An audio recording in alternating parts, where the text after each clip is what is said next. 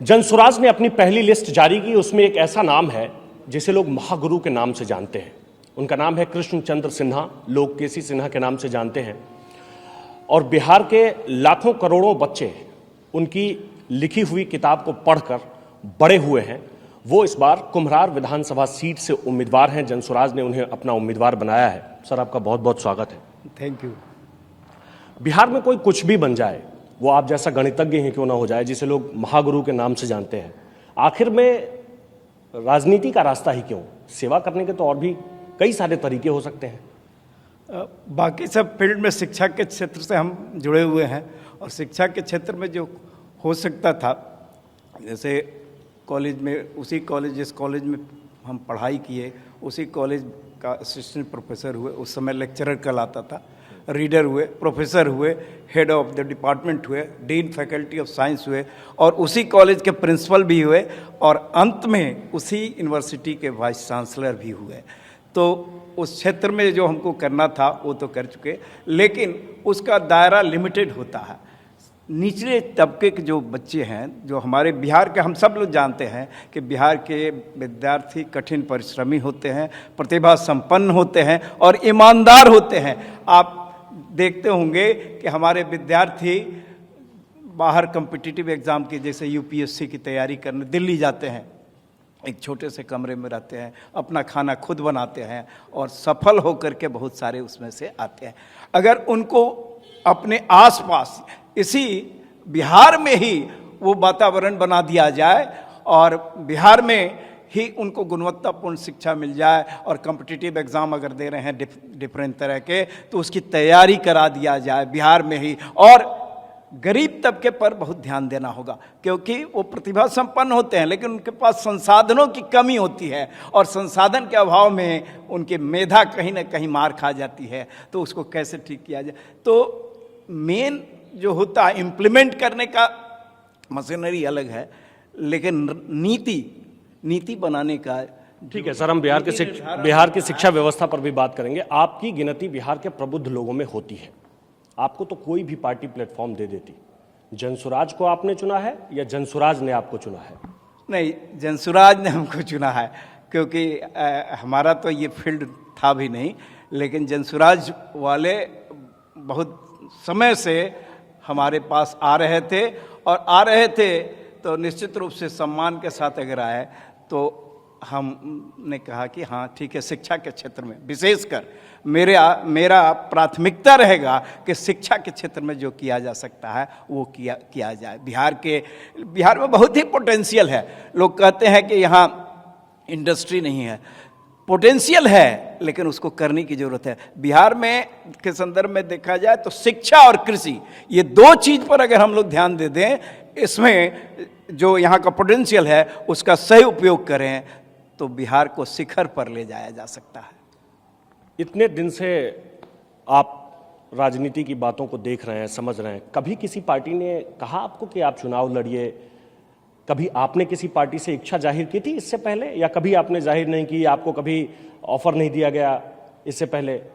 नहीं, कोई ऐसा मेरी भी नहीं थी, क्योंकि हमारा 2024 के अगस्त तक तो हमारा उसी क्षेत्र से जुड़े हुए थे।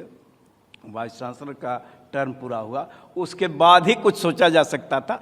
तो लेकिन जनसुराज ने अप्रोच किया, बार बार अप्रोच किया, तो हमको ऐसा लगा कि नहीं, इस क्षेत्र में भी उतरना चाहिए और पब्लिक का सेवा करना चाहिए, सेवा भाव से, क्योंकि जो अचीव करना तो समाज ने हमने बहुत कुछ दिया है और अब पे बैक करने का समय आया है।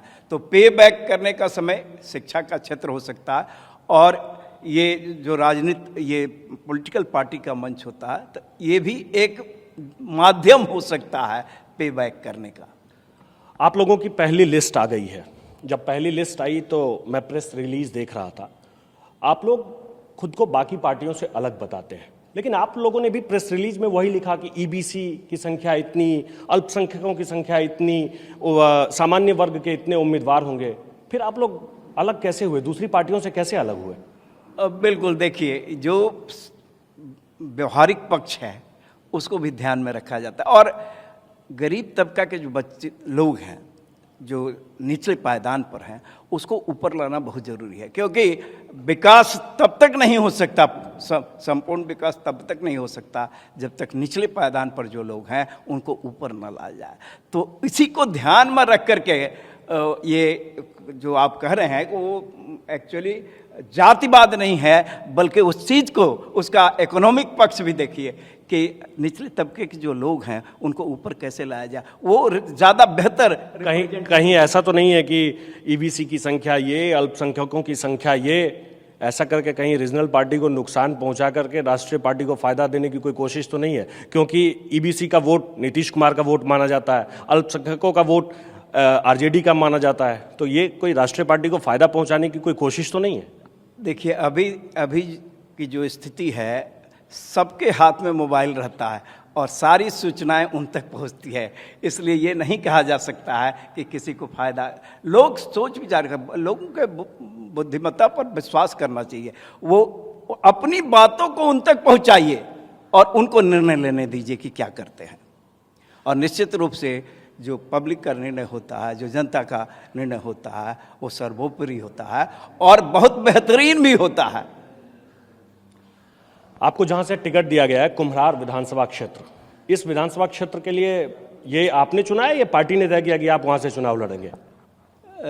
ये पार्टी ने तय किया है, लेकिन एक विशेषता है इस क्षेत्र में कि दो विश्वविद्यालय इस क्षेत्र में पढ़ते हैं, एक पटना विश्वविद्यालय, दूसरा ये पाटलिपुत्रा विश्वविद्यालय। दोनों का हेड ऑफिस पटना विश्वविद्यालय तो पूरी तरह से लगभग इसी क्षेत्र में, आधा बांकीपुर में भी जाता है, लेकिन पाटलिपुत्रा का जो ऑफिस है वो भी इसी क्षेत्र में पड़ता है। ये महज संयोग है। लेकिन कुम्हरार विधानसभा सीट को लेकर जब आप बात करते हैं, कुम्हरार विधानसभा सीट को लेकर जब चर्चा होती है, उस सीट को बीजेपी का बिल्कुल परंपरागत सीट मानते हैं पिछले 35 साल से, जब वो पटना सेंट्रल के नाम से लोग जानते थे तब भी, और जब उसे कुम्हरार विधानसभा क्षेत्र के नाम से जानते हैं तब भी। वहां से लगातार बीजेपी जीतती आ रही है। कहीं ऐसा आपको तो नहीं लग रहा कि आप फंस गए वहां? ये तो जनता को निर्णय करना है। देखिए, हमारी जनता पर हम विश्वास है और उनका निर्णय सर्वोपरि होगा, सिरोधार्य होगा। आपकी पार्टी के तरफ से बार बार ये कहा जा रहा है, और खास करके प्रशांत जी एक बात ये कहते हैं, प्रशांत किशोर, कि वो चुनाव लड़ेंगे या वो चुनाव नहीं लड़ेंगे, ये पार्टी के लोग तय करें। आप क्या कहना चाहते हैं? उन्हें चुनाव लड़ना चाहिए? और चुनाव लड़ना चाहिए तो जैसे आपने कहा कि पार्टी ने तय किया कुम्हरार से, तो पार्टी प्रशांत किशोर जी के लिए कौन सी सीट तय कर रही है? वो तो कह ही चुके हैं कि जनता कहेगी कि यहाँ से लड़िए तो वहाँ से वो लड़ेंगे, इसलिए जनता के निर्णय पर वो भी छोड़ चुके हैं और जनता उनके पास आग्रह कर रही है। अब जहाँ से आग्रह करेगी वो डिसाइड करेंगे कि कहाँ से उनको लड़ना है या नहीं लड़ना है। एक चीज़ और कहते हैं प्रशांत किशोर की इस बार उन्हें अच्छी खासी सीट मिल रही है, और वो ये बात भी कहते हैं कि हो सकता है जनस्वराज की सरकार भी बन जाए।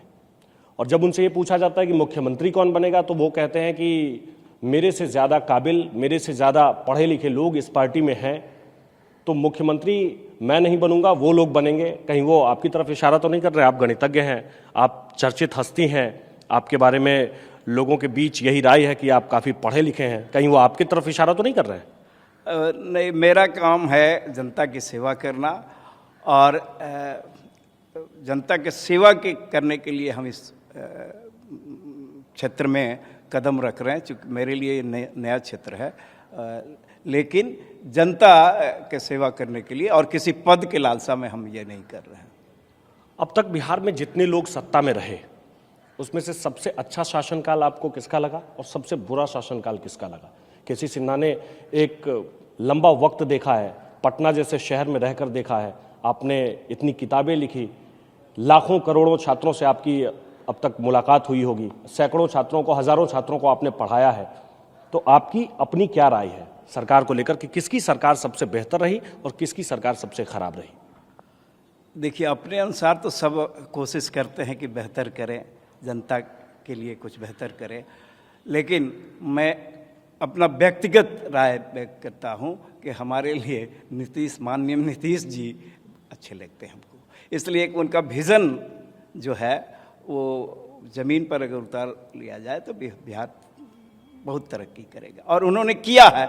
लेकिन अभी भी करने का बहुत कुछ रह गया है और उसको पूरा करने पर भी ध्यान देना चाहिए।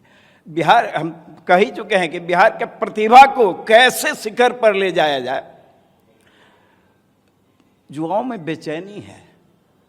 क्यों बेचैनी है? उनको नौकरी नहीं मिल रहा है, रोजगार नहीं मिल रहा, और रोजगार अगर मिल भी रहा है तो इंजीनियर हैं, ऑपरेटर का नौकरी कर रहे हैं, तो योग्यता के अनुसार रोजगार मिलना चाहिए और इस पर प्लानिंग करना होगा। और ये सब काम बच गया है और हर कोई अपने से कोशिश करता है, बेहतर करता है, लेकिन अभी भी बहुत कुछ करने की ज़रूरत है ताकि बिहार को आगे ले जाया जा सकता है। विशेषकर शिक्षा और कृषि के क्षेत्र में बहुत पोटेंशियल है। आपने रोजगार की बात की और तेजस्वी यादव ने एक बयान दिया है, आपने सुना है वो बयान कि बिहार में हर परिवार में जिनके पास सरकारी नौकरी नहीं है उस हर घर में एक एक लोगों को नौकरी दी जाएगी। इस बयान को, ये जो वादा है, इस वादा को आप कैसे देखते हैं? नहीं, हर पॉलिटिकल पार्टी वादा करता है और सत्ता में आने के बाद क्या करता है इसको देखना बहुत ज़रूरी होता है। तो वो तो भविष्य बतलाएगा कि आने के बाद लोग क्या कर रहे हैं। हमारा जो विजन है, इस पार्टी का जो है सोचना कि हम क्या क्या करेंगे, तो पहला शिक्षा रोजगार और इसमें कृषि और व्यापार। कृषक यहाँ के हैं, बहुत मेहनत करते हैं, लेकिन उस कंपैरिजन में उनका इनकम नहीं हो पाता है। तो अगर नगदी फसल उगाया जाए, उनको हेल्प करना होगा, नगदी फसल उगाएं, उससे उनका इकोनॉमिक कंडीशन बढ़ेगा और कृषि में असीम संभावनाएं हैं। और तीसरा जो है, एक साथ करके 6 करते हैं कि हेल्थ, स्वास्थ्य और कानून व्यवस्था में सुधार। जब तक कानून व्यवस्था एकदम परफेक्ट, तो कभी आइडियल कंडीशन नहीं होता, लेकिन मैक्सिमाइज करने की कोशिश, हम लोग मैथमेटिक्स में पढ़ाते हैं, maximization under constraints, optimization under constraints, यानी वो करना होगा कि जो कंस्ट्रेंट्स है उसी में हमको ऑप्टिमाइज करने की कोशिश करनी होगी, तभी बिहार आगे जा सकता है। आप लोग जितनी बातें कर रहे हैं वो सुनने में बहुत अच्छा लग रहा है, लोग उसे बड़े चाव से सुन भी रहे हैं, लेकिन लोग उस पर में कैसे विश्वास करें? लोग अब तक जो कुछ भी पिछले 35 साल का जिक्र करते हैं, प्रशांत किशोर, वो लालू यादव के कार्यकाल का जिक्र करते हैं, फिर नीतीश कुमार के कार्यकाल का जिक्र करते हैं, तो आप पर में लोग क्यों भरोसा करें? बिल्कुल, ये तो हम लोग तो अभी रहे नहीं हैं कभी सत्ता में, तो ये क्या करेंगे ये पब्लिक बात, लेकिन एक चांस तो पब्लिक दे ही सकती है। और शायद यहाँ की जनता ये सोच रही है कि एक चांस क्यों नहीं दे करके देखा जाए। कुम्हरार विधानसभा क्षेत्र में लोगों से मुलाकात हुई है, गए थे आप घूमने? बिल्कुल, मुलाकात तो होती ही रहती है, लेकिन कल जो नाम अनाउंस हुआ है, यहाँ से विधायक के लिए नॉमिनेट किया गया है पार्टी की ओर से, तो अब हम घूमेंगे। लेकिन ऐसे तो हम घूमते ही रहे हैं, मेरा क्षेत्र ही है, यहाँ से पटना यूनिवर्सिटी और इस क्षेत्र में तो पूरे क्षेत्र में हम घूमते रहे हैं। अब जब टिकट मिल गया है तो क्या लग रहा है कि गणित ज़्यादा कठिन है कि चुनावी गणित ज़्यादा कठिन है? नहीं, गणित ऐसा है, गणित में क्या होता है कि अभी जो मॉडर्न मैथमेटिक्स है, न्यूमेरिकल एनालिसिस, तो अगर एग्जैक्ट सॉल्यूशन नहीं मिले, लेकिन हर समस्या का अप्रोक्सीमेट सॉल्यूशन मिल जाता है। और हमने कहा ही कि आइडियल कंडीशन कभी नहीं होगा, कोशिश की जाएगी कि ऑप्टिमाइज करें जो भी हमारे कॉन्स्ट्रेंट्स हैं।